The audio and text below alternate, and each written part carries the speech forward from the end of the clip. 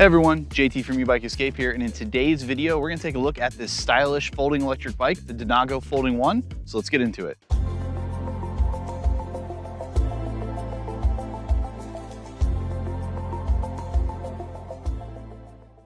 Before we take a closer look at the Denago Folding One here, I just want to ask everyone a couple quick favors. If you are looking to purchase any Denago e-bike or any e-bike for that matter, please consider using the links down in the description. All purchases made after clicking those links help directly support eBike Escape, help us continue to make content like this one. Also linked down in the description, we'll have a link to some other helpful resources, such as our e-bikes accessories list, top e-bikes brands page, and our e-bikes discount code page, where we keep an eye on all the e-bike brands that we follow and keep that page up to date with all of the current sales on the e-bikes. And so with that out of the way, let's take a look at the Denago Folding One. So Denago is not a new brand to our channel. We have taken a look at their Fat Tire e-bike, which is a torque sensor Fat Tire e-bike, as well as when Ryan was down in Florida, he got a chance to ride the Denago Commute One, and he got that bike from a dealer down there. So he also kind of got a feel for the Denago dealer experience. He was pretty impressed with that, and we kind of like to see some of these brands going into bike shops, as we found that depending on where you're located, it can be hard to find a dealer or really any bike shop to work on your e-bike. Another big thing worth pointing out about the Denago e-bikes is that they are designed in the United States, and that's in Texas to be exact. And if you kind of just look over this bike from the two-tone paint job, the integrated front lights, the included rear rack, and kind of some of the other design aesthetics of it, you can kind of tell that it definitely had a little bit more fit and finish added and included into the design of this bike.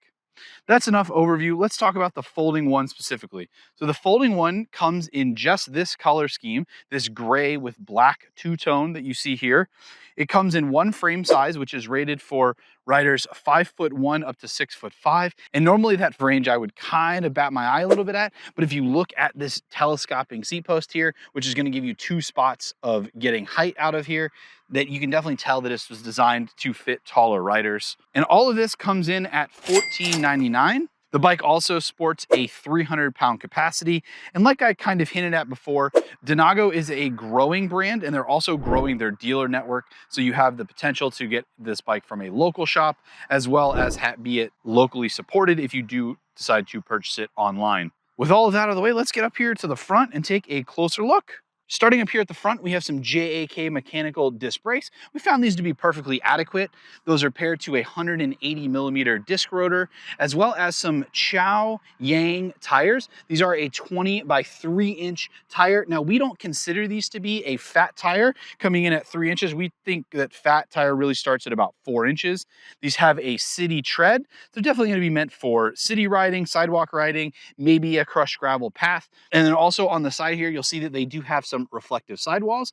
Always nice to see that. The Folding One also comes with a bolt-on front skewer. It doesn't come with a quick release, but being that the bike is a folding e-bike, you shouldn't have to pull the wheel off for, say, transportation. But if you do have to, say, replace the flat tire or something like that, just know that it is a bolt-on. And then working our way up, you see we have a rigid fork complete with fender mount, and the metal fenders come pre-installed, so not something you have to fight to get on. And then working our way up, here's a look at that integrated front light. This is a very interesting light we haven't really seen before. It utilizes these side bolts where you typically see a front rack bolt on for the light to actually mount.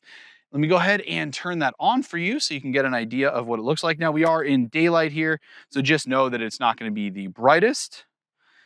Here you go. It's got dual beams here, and you can see it is pretty bright. It is an LED light, but like with almost, if not all of these lights, we recommend these as seeing visibility. And if you want some be seen visibility, we always recommend a flashing one that mounts to the handlebars, that's high mounted and flashing to get other drivers' attention or other people on the roadways with you. While we're down here too, this is a good time to point out this cable management. It is wrapped almost all the way from the down tube here where the wires disappear, all the way up to the cockpit, where it splits out nicely into both the right and left side. And then coming back down a little bit, here's a look at the folding front stem. Be sure to stay till the end of the video where we're going to show you our favorite way to transport a folding electric bike, and we're going to fold this up for you. But while we're up here, I'll show you how this mechanism works. You have this locking knob that you bring up, and then you can simply pull back on the stem here, and then that is going to allow the handlebars to fold over off the side. Go ahead and latch that back in place. Coming up here at the top as well, we have some height adjustment. You simply undo it and pull the handlebars up. That's sometimes why you have this extra slack in the cable. Now note the minimum insertion point if you do end up adjusting that height at all. And then while we're up here, let's talk about the cockpit. So the cockpit up here is a pretty basic cockpit. We have a control on the left with an integrated bell. The disc brake lever has a nice little bit of rubber on the front. We have an ergonomic grip that is not locking. And then we have our 3-button controls, as well as hidden down here, we have the thumb throttle. So this is an undermount thumb throttle. It's not the typical push down like we see or twist grip. We think this might have been done for accessibility, as you don't have to worry about actually twisting the throttle and the bike taking off or anything like that. Ryan said that he really prefers these throttles. I have ridden very few bikes with these, so I'll be sure to talk about that a little bit more and the comfort of that when we get to our third-person riding footage. We're gonna move across the display for now. And then coming to the right side, we have a Microshift 1-to-7 undermounted thumb shifter. You simply push here and here to downshift, as well as we have a matching all black with rubber on the front lever and ergonomic grip. Back to the display here. This is a pretty basic display, but all the information is front and center for you. You see you have a headlight indicator in the upper left-hand corner. I'll go ahead and turn that off so the screen will get a little bit brighter. Note that it is not flashing. That is simply just on the camera. Hopefully me standing over the screen here will help you see it a little bit easier. So starting in the bottom left, we have the pedal assist. You can see it goes 1 all the way up to 5. On the right side there, we have the amount of power in the battery. Front and center, we have the speed. And then at the bottom, we have our trip odometer, which you can cycle through. Push it once, you get an odometer. And you get up here, you see this middle display turns to max speed. And then this turns to miles to go. This is a kind of a cool feature. So if you look at the bottom there, it has a 36-mile range. And as you turn down the pedal assist, that changes. Now it'll show 48 miles in pedal assist 1 and then goes to no mileage because it's as much as your lights can take you. So it's a pretty basic display as it gets now back to miles per hour, but it has all the information you need and the range is a pretty cool feature. So you push both the plus and minus to get into the advanced settings. You push the M button here on the bottom to cycle through. Next, we get our screen brightness, our units of measure, miles per hour versus kilometers an hour. And then we get our top speed. So the top speed comes shipped on this bike, and I believe it was 25 miles an hour. It does come shipped as a class 3 e-bike, hence the sticker here, with a top speed of 25 miles an hour. But you can actually turn the bike all the way up to 28 miles an hour, what you will see in the first-person riding footage a little bit later in this review, if it is capable of that. But another thing to note is that in the manual, Denago does a better job explaining this than I'm going to, but they have a chart that depending on what top speed you pick will depend on what the top speed limit is in the various pedal assist levels. What I mean by that is if you're in pedal assist level 1 and your top speed is set to 20 miles an hour, it's going to limit your top speed to somewhere in the 10 mile an hour range. But when you turn the top speed up to 28 miles an hour, your top speed in pedal assist level 1 may be 12, 13, 14 miles an hour. It just kind of gives you an idea if, say, you're trying to set the bike up for, again, for somebody else, gives you a little bit more customizability. And then that is all of the advanced settings here. To get out, you simply hold the M button and you will jump right back out. Working our way down from the cockpit, you'll see the integrated battery here with a locking knob on the back. We're going to take that out in a little bit just before we fold the bike. On the side here, you'll notice we have a rubber plug, which allows you to access the charging port so you can charge the battery on or off the bike. Working our way down, here's a look at the Denago branding, and you can really see the two-tone paint job here. As you can tell, the front half here is the gray, and then everything else from their back is the black. Here's a look at the pedals. These are pretty standard Wellgo-ish style folding pedals. You simply push in on the pedal and the pedal folds up. Gives you a little bit of extra room for, say, putting it in a tote or something of that nature. Just also one less thing to get hung up when you're moving the bike around. Also, while we're down here, I'm going to point out this is the stand that the bike sits on when it is folded. And you can see all the wires kind of use that as a way to protect themselves. They come out down here below the frame, run under, and then I believe all of the controller and everything like that is going to be stored in this housing back here. You can tell some of the wires for the motors and stuff go in and out of here. Working our way back, you see the Folding One branding on the rear chainstay. And here's a look at the kickstand, which is nice and out of the way of the pedals, so you don't have to worry about them coming in contact if you're pushing the bike around. The matching jack mechanical rear caliper, as well as its matching 180 millimeter rear rotor. And then here's a look at the rear included rack. This has some nice Denago branding here, has a max of 25 kilograms. I'm not exactly sure what the conversion is off the top of my head on that. And then around on the back here, it has a brake light, which I'll show you in just a minute. And we have a metal fender that is also tucked nicely under there that is also pre-installed, so you don't have to worry about fighting with that. And then something else that I know we like to call out is the motor routing here. So the motor wire comes out between the rear chainstay and the rotor back here. Kind of just hugs the frame nicely, stays up and out of the way. Just something worth note instead of some of the ones where you'll see that come out of the nuts and kind of bend around. Just a nice sleek design there. All right, let's go ahead and turn on that brake light so you can get an idea for it. This brake light does illuminate. It is not flashing like you see on the camera. That's the GoPro effect. But this brake light does illuminate a little bit when you turn the headlights on, as well as, see if I can reach up here and pull. When you pull the brake lever, it does illuminate brighter. So it is a active brake light. Really nice to see. Nod to safety. And then coming around here, we have a look at the Denago branded motor. This is a 500 watt motor that I'm sure peaks somewhere close to 750, if not more. And then here is a look at the rest of the drivetrain. We have a Shimano tourney derailleur that helps move the chain around on the Shimano cassette here. And this is a 12 to 32 tooth cassette. Really happy to see that they went with a 12 versus the standard 14 we see. It allows you to pedal and add a little bit more power at some of the higher speeds when you're over about 20 miles an hour. Also worth noting that the tourney derailleur is on the entry level area of the Shimano components. It comes complete with a barrel adjuster here in case you're having some shifting troubles, you can dial that in. Folding one here on the rear chainstay as well. And while we're talking about that, there is no tape or anything here to protect your frame. So we recommend looking at our accessories list. We have some helicopter tape or 3M protective tape as it's called. You can just put on here, stops when the chain bounces around from marring up your frame, especially when it's black like this. And here's a look at the 48 tooth front chainring. This is a double-sided metal chainring guard to help kind of keep everything out of the chain there and keep it all protected. And a matching folding pedal on the right-hand side. And then working our way up, like I kind of hinted at before, we have a double telescoping seat post as well as a Denago branded seat. Now, we found the seat to be adequate when riding the bike around, but we know that seats are something that is kind of at the feeling of the rider. So we always recommend finding one that works for you. If you want some recommendations, our e-bike accessories list is going to be a great place for some recommendations. The Cloud 9 seat is one that we commonly see purchased. So this is about as high as this seat frame comes up. It actually has a stop screw and gives you an idea there. I definitely think a 6'5" person could ride this bike. Bear on a bicycle comes to mind just looking at that though. Go ahead and drop that down real quick. And now we are back up here to the battery. Let me go ahead and set you guys on a stand and get that pulled out for you. All right, to pull the battery out, it is nice that this is a top exit integrated battery versus sometimes when they're on the lower end, you have to fight with some of the space to get the battery out against the wheel. Don't have to worry about that with this one. So you simply put the key in, twist it towards the front of the bike, and that's gonna unlock it. But then you have to use this little knob on top, push it to the side, the battery will pop up, hold it, and the battery comes up and out. Here's a close look at the TaoTao battery. Now on the website, the Denago website, it says that these are LG cells in here. This is a 48 volt, 13.6 amp hour battery. And then down here on the bottom, you notice this little divot. That is what you're gonna line up when you put it back in. As well as on the top here, you have a 4 LED bar display so you can check battery capacity if you're not using the display. To put the battery back in, simply line up that divot, like I said before, and drop it down, and then twist the key up to lock the battery in. Now it can't come out. And the battery can be charged on or off the bike.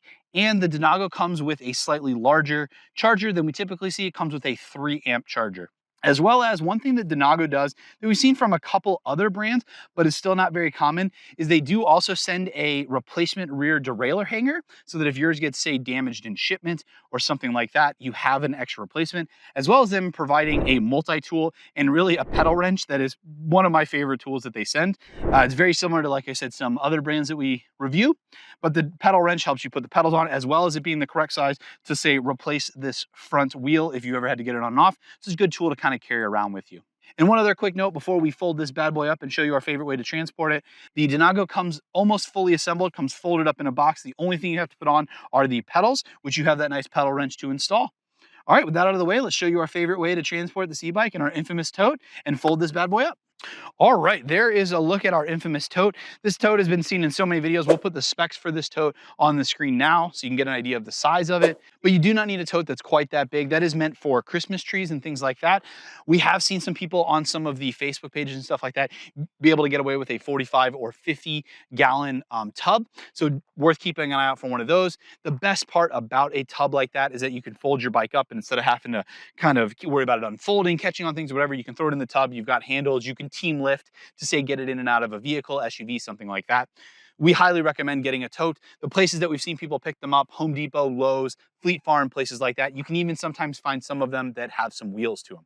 All right, with all that out of the way, enough jibber jabber, let's go ahead and fold this bad boy up.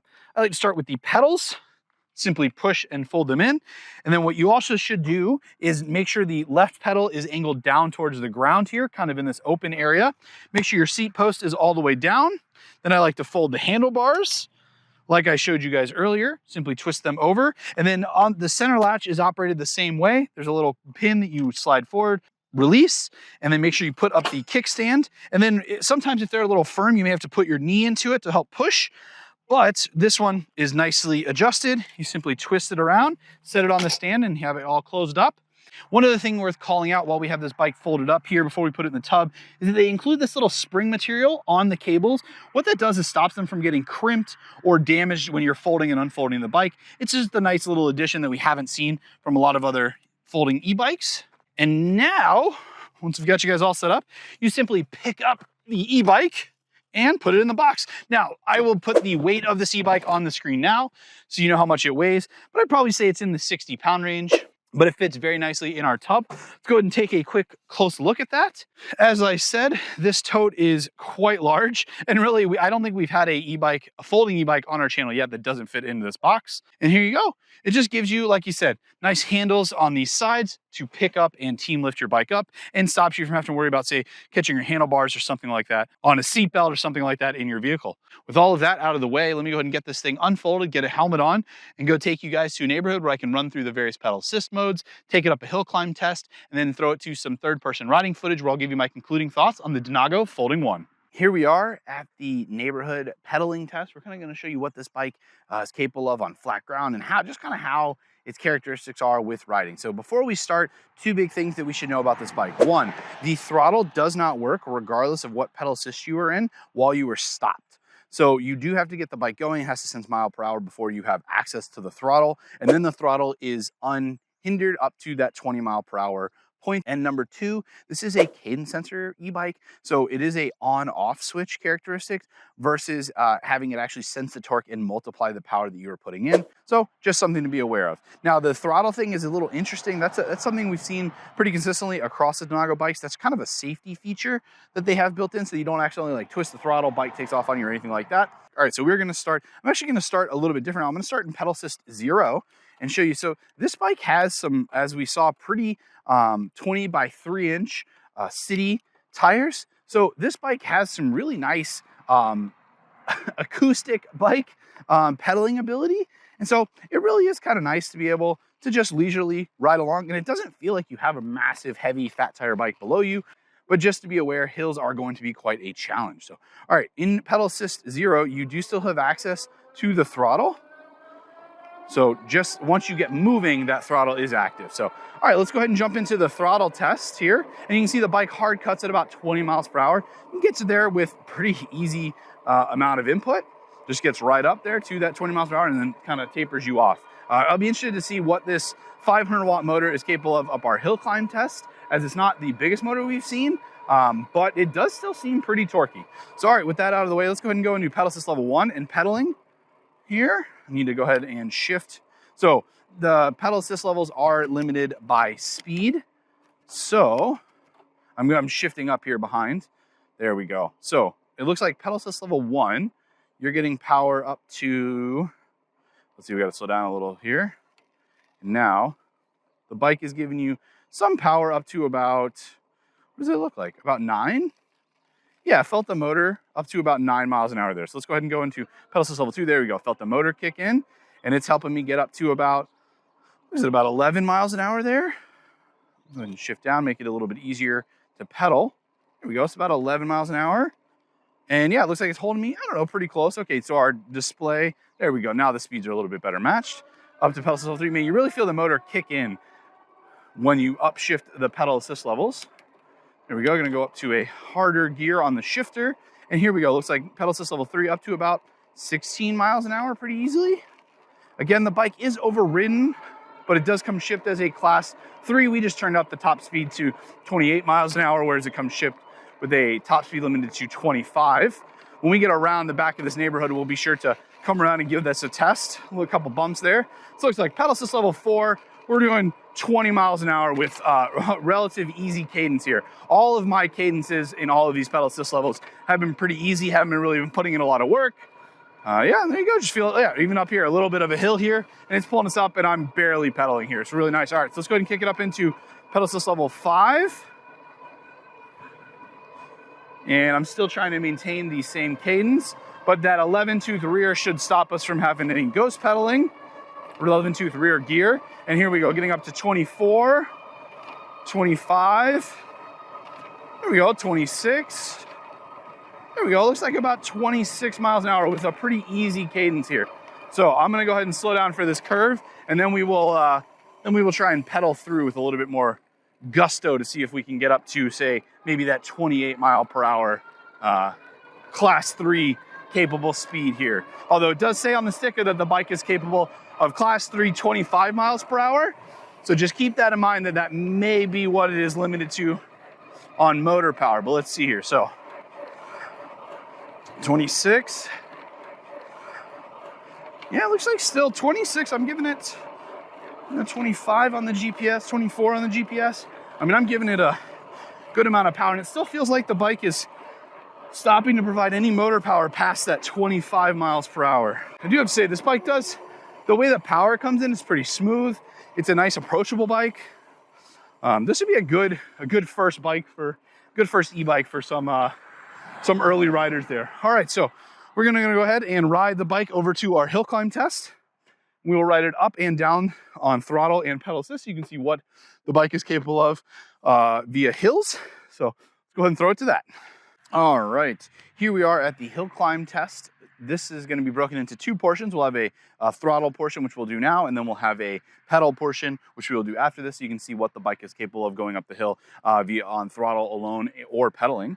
So starting out here, we are going to be turned up to pedal assist level 5. We have our speedometer and our speedometer app on our phone. Hopefully you'll be able to see both of those, so we can just get an idea if the display is accurate. So as we found, the throttle doesn't work from a stop, so I'm just using a little bit of pedal there to get off the line, and now we are going to start our hill climb. We will put the specs of the hill on the screen now so you can see what the specs of the hill are, what the grade is. Again, this is not the typical hill that we do all of our hill testing on, so if you're trying to compare it to another bike, it may not be exactly comparable, especially with me being a different rider. So I am a little bit heavier of a rider than our typical person that does the test. I might come in at about 225 pounds.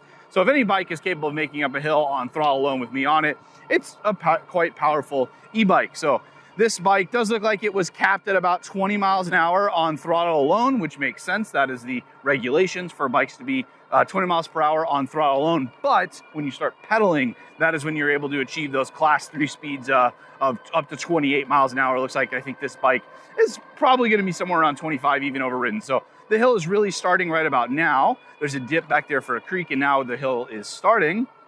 And you feel the bike kicking down a little bit, but man, it's still, for 500 watt motor, this bike is making a pretty short work of this. It's really not dropping too much speed here. So the display is reading 14 and the GPS is reading about 10. That's interesting. But other than that, it is making it up here quite. There we go. Now the speed on the bike is dropping about 11. And they're getting closer now. This between the display and GPS. 9. And this is really the steepest part of the hill. Let's see, what's the minimum speed here going to be? 8 miles an hour, because now the hill kind of tapers off. So 8 miles an hour is pretty good. We've seen much lower speeds. And again, I'm doing no pedaling. I am completely relying on the bike's performance, motor, and torque output to be able to get me up the hill. So that's pretty impressive. 8 or 9 miles an hour is not, I know it sounds slow because it's a single digit, but that's still quite impressive for a bike to be able to get me up the hill with doing no pedaling, as it is a bike after all. Normally I would definitely be doing some pedaling there. All right, let's go ahead. Let's get back down the hill and we will test out these brakes on our way down. I'll give you the summary of how they perform down at the bottom, and let's come back up the hill while pedaling.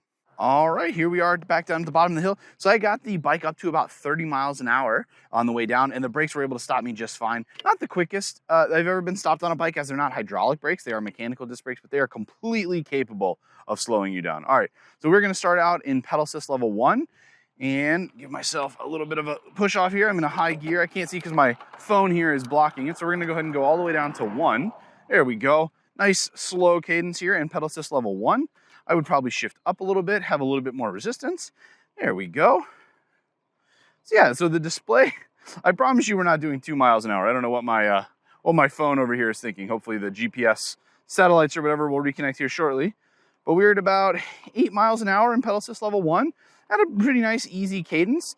And one thing I wanted to note too, that I had said in the other portion of the video on the neighborhood riding, is that depending on what you override the top speed to is going to depend on what your top speed in every pedal assist level is. So right now, pedal assist level 2, nice leisurely cadence going up this hill. Yeah, I would probably shift down just to make it a little bit. There we go, felt the motor kick in there. 11 miles an hour, pretty comfortable pace.